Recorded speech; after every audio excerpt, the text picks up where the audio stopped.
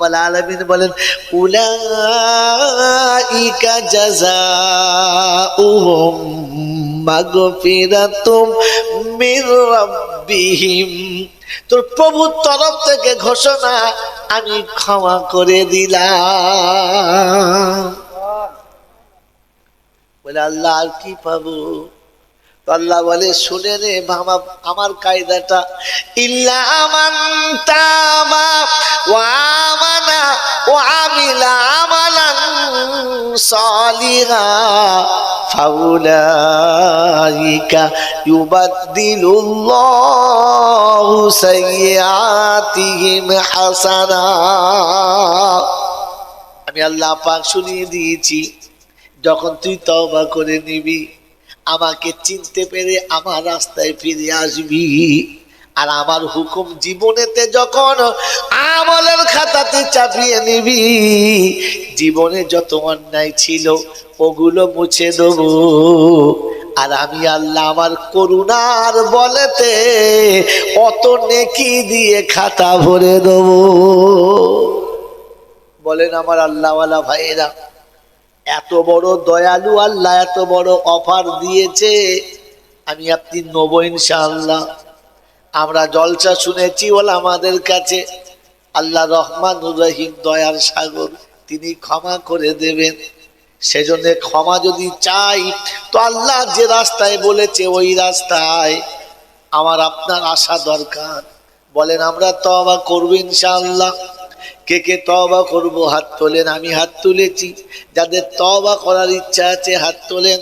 তুলেছি ইনশাআল্লাহ, তুলেছি ইনশাআল্লাহ। তো আল্লাহ পাক তওবা করার আগে আমি আল্লাহ বলেছি তিনটে কাজ করে আসবি, আমি তওবা কবুল করে নেব। কটা কাজ? তিনটে।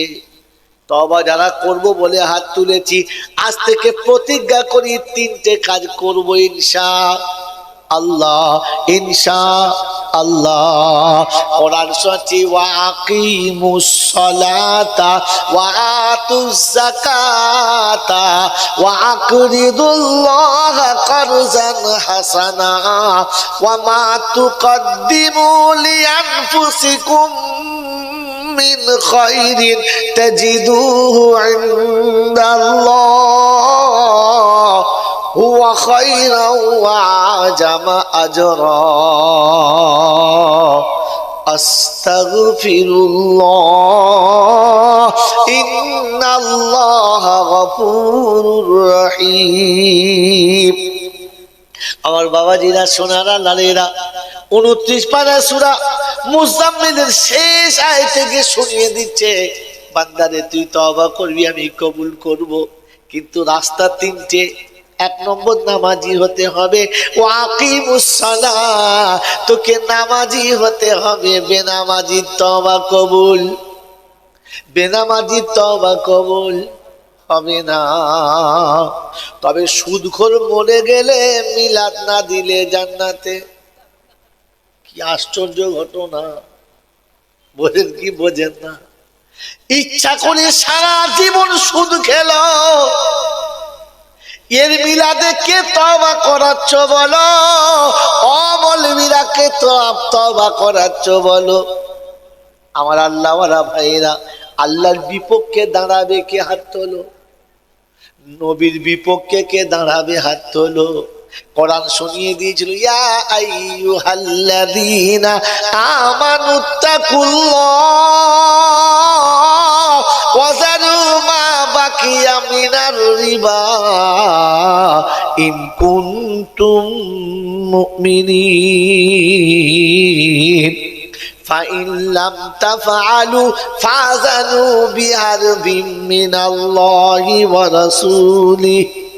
আমার বাবাজিরা, আমার সোনার চাঁদ বন্ধুরা, আমার সোনামণি মায়েরা, বোনেরা, 3য় পারায় সূরা বাকারার 278 নম্বর আয়াতে আল্লাহ পাক শুনিয়ে দিয়েছেন। ও বিশ্ববাসী শুনে রাখো, আমি আল্লাহ শুনিয়ে দিচ্ছি। ও বিশ্ববাসী খবর রাখো, আমি আল্লাহ তোমাদের শুনিয়ে দিচ্ছি। ফাজানু বিহারবিম মিনাল্লাহ, ঈমানদারেরা আল্লাহকে ভয় করো। আর সুদের ব্যবসা যা করছো ওখান থেকেই ছাড়তে পারো। ওয়াজারু মা বাকিয়া মিনার রিবা, যা খেয়েছো যা বাদ আছে ওটা ওইখানে ছেড়ে দাও। যদি ঈমান নিয়ে কবরে যেতে চাও। শুধু খেতে খেতে মরছে যারা, ওরে মুসলমানের ছেলে শুনে রাখো, মুসলমানের খাতা থেকে বাদ পড়েছে তারা। হাফেজ সাহেব জানাজা পড়ুক আর পীর সাহেব জানাজা পড়ুক, ওরে আল্লাহর ওলি জানাজা পড়ুক আর নবী জানাজা পড়ুক, সুদখোর ঈমানদার না। আল্লাহ শুনিয়ে দিয়েছি, ওয়াজারু মা বাকিয়া মিনার রিবা ইন কুনতুম মুমিনিন। আমার বন্ধুরা, আমার আল্লাহওয়ালা ভাইরা, এইরকম জেনে বুঝে সুদ খেতে খেতে মরে গেল।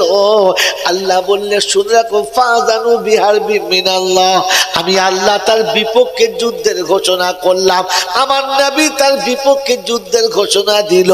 আমি আল্লাহ আমার নবী দুজনেই তার বিপক্ষে দাঁড়ালাম। ওই রকম সুদখোরের জন্য যদি হাত তুলে দোয়া চাইলাম, আয় আল্লাহ তোমার ফেরদাউসটা খুলে দাও, তোমার জান্নাতের খিড়কিটা খুলে দাও, খাসির বিরিয়ানি আছে এক প্লেট নিয়ে যাও। আয় আল্লাহ, ফেরেশতা বলছে মৌলবি টুটি টিপে ধর মলটা কি আমার বিপক্ষে ঘোষণা। আমি যার বিপক্ষে যুদ্ধের ঘোষণা করি, কোন লজ্জায় তার জন্য দোয়া করে। মনে থাকবে ইনশাআল্লাহ, মনে থাকবে ইনশাআল্লাহ। ওই বাপজিরা, আমার সোনার চাঁদ বন্ধুরা, অতএব নামাজি হতে হবে, তবে তওবা, বেনামাজি তওবা কবুল হবে না। জলসা শেষে যেই বক্তায় তওবা করুক না কেন, ওই বাবাজি যারা এখানে বসে আছি যত জনা, বেনামাজি অর্ধেকের বেশি বলেন হ্যাঁ কি না? জলসায় ভিড় করেছে যত জনা, 3 ভাগ বেনামাজি, একদম 3 ভাগ বেনামাজি। এরকম 3 ভাগ বেনামাজি হলে কি করে হবে বলো বন্ধু? আমার আল্লাহওয়ালা ভাইরা, জ্ঞানীজনরা, শুধু মানুষেরা, একবার মাতাল মার্কা পীর উঠেছে, নাম বলবো না। বলছে তো আলেম মৌলবীরা জানে না বাবা, জানে না। ওরে বোকা, খাস চালের সাথে কাকর থাকে না? থাকে। ওই খাস চালের দামে বিক্রি হয় না কাকরের দামে। কিসের দামে? ওই খাস চালের সাথে কাকর যদি মিলে যায়, খাস চালের দামে বিক্রি হয়। চিন্তা করুন বাবা, ভালো মানুষের সঙ্গে থাকো, ভালো মানুষের সাথে জান্নাতে যাবে। আমি বললাম বলছে একটু নামতে হবে। বললে কি? আলা মাইকটা একবার আমাকে দিতে হবে, দেখি মিলিয়ে দিই তোমার খাবে খাবে। ওরে বোকা, 1 কেজি চালে যদি 10 গ্রাম কাকর যায় তো বেঁচে যাবে। আর 1 কেজি চালে যদি হাফ কেজি কাকর হয় তো ঝাঁটা খেয়ে ফিরে বাড়ি আসতে হবে। ও কাকরের দাম পাবে না, চালের দামও পাবে না। তোমার বেনামাজি 3 ভাগ যেখানে, 1 ভাগ নামাজি ঠেকাতে পারবে। বাবাজিরা, আমার সোনার চাঁদ বন্ধুরা, আমার আল্লাহওয়ালা ভাইয়েরা, জ্ঞানীজনেরা, শুধু মানুষেরা, বলেন কবরে যাবে যে তাকে চাই না কবরে যাবে না যে তাকে চাই? কোনটা চাই? যে আমার সাথে কবরে যাবে তাকে দরকার, না যে কবর পর্যন্ত যাবে না তাকে দরকার? কোনটা চাই? কথা বলেন। আমার সাথে কবরে যে যাবে সেটা চাই, না যেটা যাবে না সেটা চাই? কোনটা? যেটা কবরে যাবে।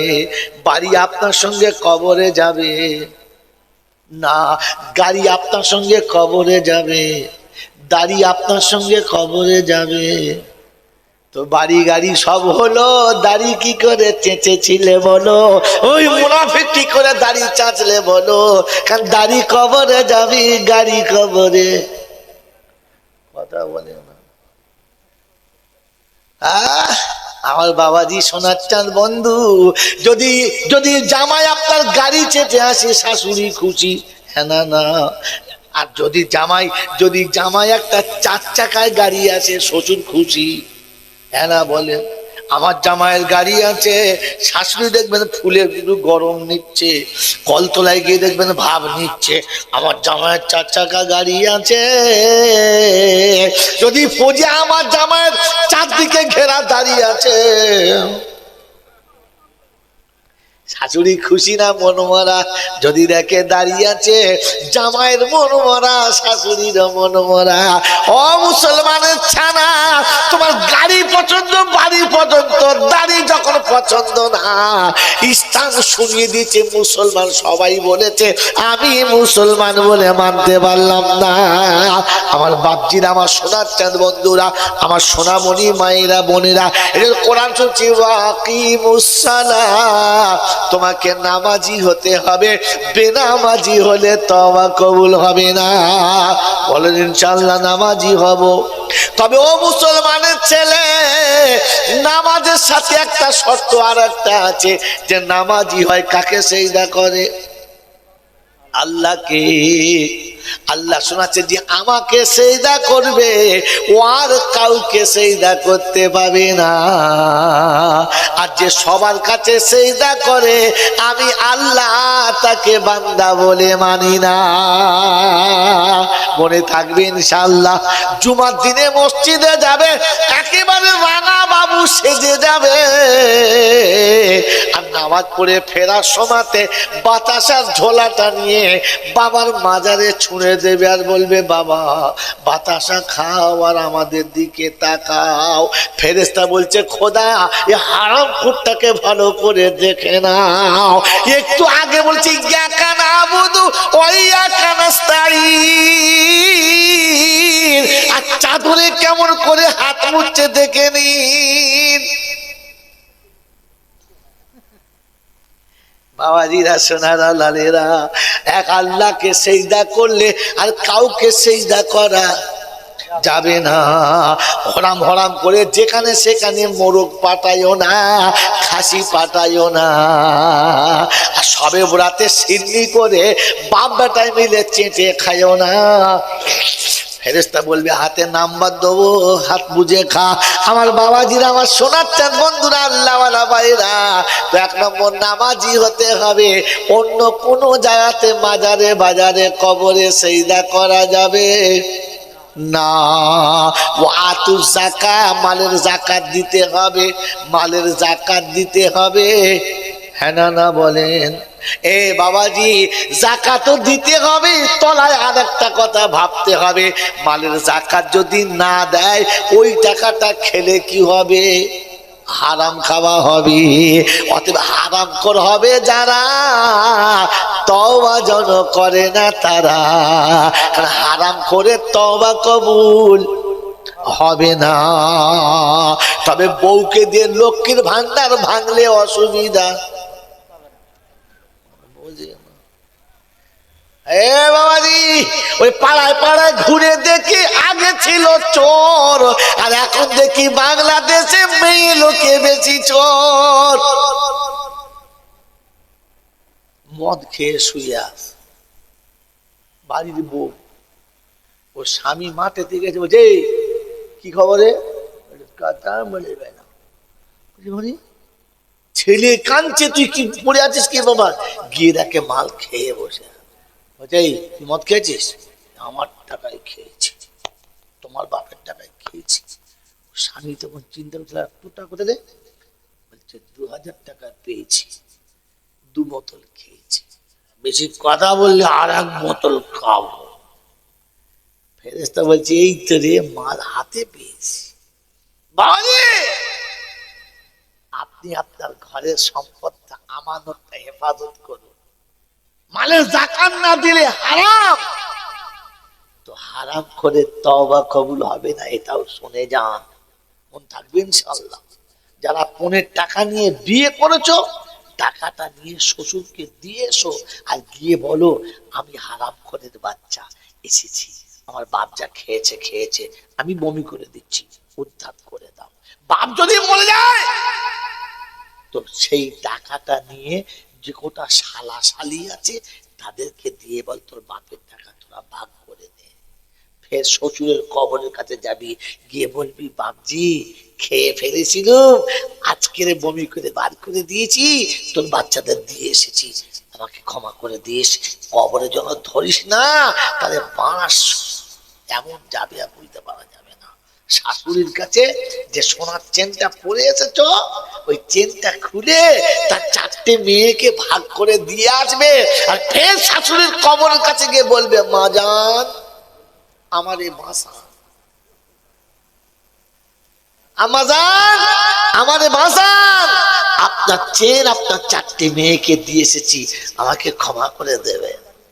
জানেন আল্লাহর নবীর বেটি ফাতেমাতুজ জোহরাকে কবরে শুইয়ে দিয়েছে। হযরত আলী কাররামাল্লাহু ওয়াজহু চেহারার কাপড় খুলে সালাম দিলেন, আসসালামু আলাইকুম ফাতেমা, যাচ্ছ যাও।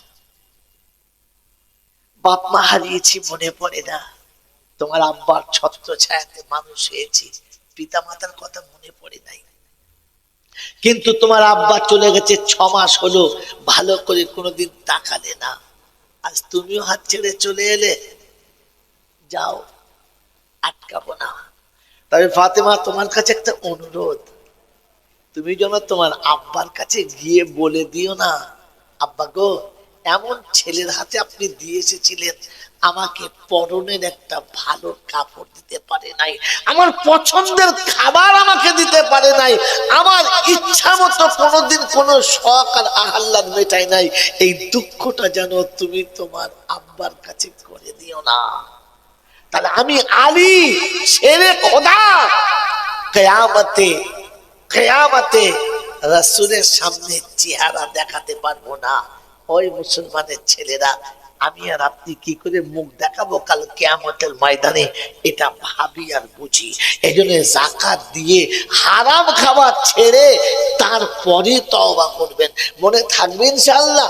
ওই শুরুতে আপনাকে নোকতাটা শোনাচ্ছিলাম, বন্ধু সারা জীবন চুরি করলে, মিথ্যা বললে, লোককে ঠকালে, মানুষের সর্বনাশ করলে, নিজের খালি আখের গুছলে, বোনের সম্পত্তি, ভাইয়ের সম্পত্তি, মায়ের সম্পত্তি, আত্মীয়দের হক সব মেনে বিদ্যের জোরে কায়দা করে বাবু হয়ে গেলে, তারপরে বুড়ো বয়সে ছেলেরা মেরে নিয়ে চলে গেছে, মেয়েরা মেরে নিয়ে চলে গেছে, এখন ছোট জগন্নাথের মতো চুপ করে বসেছে, আর দাঁতও চলে না আর হাতও চলে না, এখন বসে বসে বলছে বাবা তওবা তিল্লাহ করেছি, আস্তাগফিরুল্লাহ বলেছি, এইবারে আর কিছু অন্যায় করবো না, একবার ফেরেশতা হয়ে গেছি।